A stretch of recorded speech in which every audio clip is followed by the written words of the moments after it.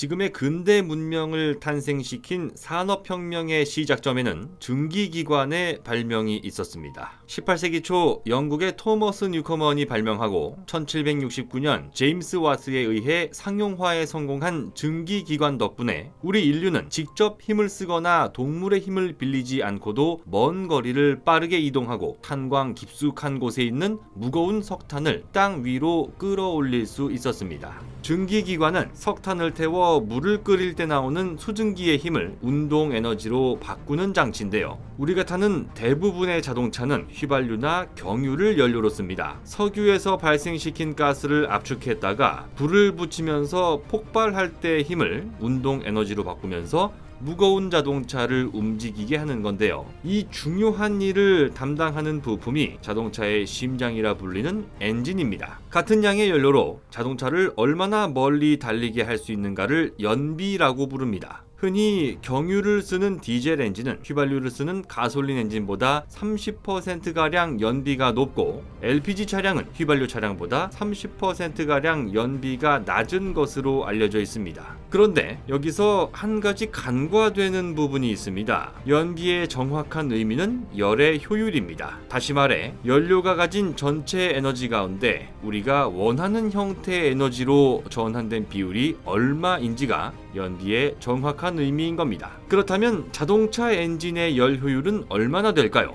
가솔린 엔진을 기준으로 했을 때 열 효율은 40%에 약간 모자랍니다. 즉 우리가 주유소에서 연료통에 채운 기름 중에 60%는 내 차를 움직이는 것 말고 다른 엉뚱한 곳에 쓰인다는 겁니다. 그 엉뚱한 곳이란 엔진의 작동 과정에서 발생되는 기계 마찰과 그로 인한 마찰열, 가스를 배출하고 불필요하게 발생된 열을 식히기 위한 냉각장치 열 손실 등인데요. 이렇게 본래의 목적에 사용하지 못하고 버려지는 열 에너지를 폐열이라고 부릅니다. 자동차에 장착되는 배기가스 재순환 시스템은 대기 오염 배출을 줄이는 동시에 폐열을 회수해 자동차 엔진 효율을 높이는 대표적인 사례입니다. 난방에 사용되는 콘덴싱 가스 보일러도 비슷한 개념이라고 볼 수 있는데요. 폐열로 인해 에너지가 버려지는 것은 비단 석탄이나 석유와 같은 화석 연료만의 얘기가 아닙니다. 친환경 신재생 에너지의 대표 주자인 태양광 발전도 상황은 비슷한데요.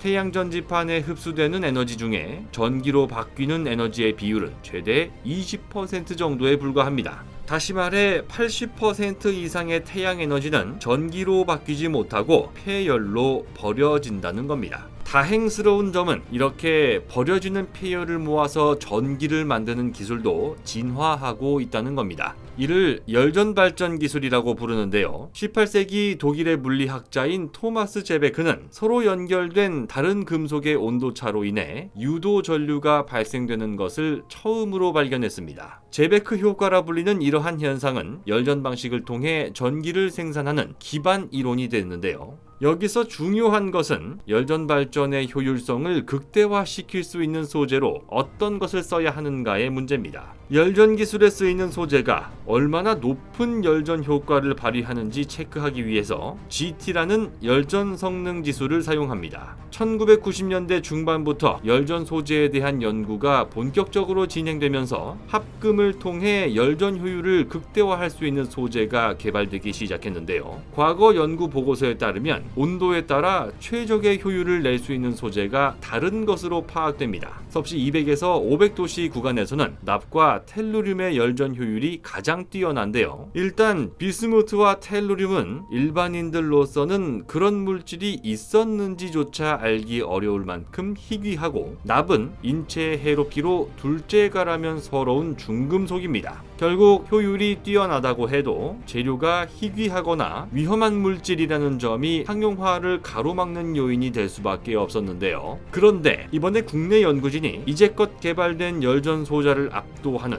전 세계에서 가장 높은 효율을 가진 소재를 개발하는 데 성공했습니다. 그 주인공은 공교롭게도 페로브스카이트 소재를 활용한 전고체 태양전지를 세계 최초로 개발했던 서울대학교 화학생물공학부 정인 교수입니다. 서울대학교는 지난 8월 3일 보도자료를 통해 고가의 원소를 포함하지 않고도 세계 최고의 발전 효율을 갖는 열전 신소재를 개발하는 데 성공했다고 밝혔는데요. 앞서 설명한 비스무트와 텔루륨을 이용한 열전 소재의 열전 성능 지수는 상온에서 0.7, 섭씨 120도에서 최대값조차 0.9에 불과한데요. 이번에 정인 교수팀이 개발한 신소재의 열전 성능 지수는 무려 3.1로 세계 최고 기록을 갈아치우는 데 성공한 겁니다. 연구팀은 비교적 쉽게 구할 수 있는 광물인 주석과 셀레늄을 이용했습니다. 보도자료에 따르면 지난 2014년 단결정 형태의 주석과 셀레늄으로 열전 성능 지수 2.6을 달성한 연구 결과가 나온 바 있습니다. 하지만 원자가 일정 축을 따라 규칙적으로 배열되는 단결정체를 만드는 것은 매우 어렵습니다. 사람의 손을 타야 하고 시간과 비용이 많이 필요하기 때문입니다. 이론상 2.6이라는 높은 열전 성능 지수를 실현했지만 단결정의 대량 생산을 통한 상용화가 불가능했던 겁니다. 하지만 정인 교수 연구팀은 단결정에 비해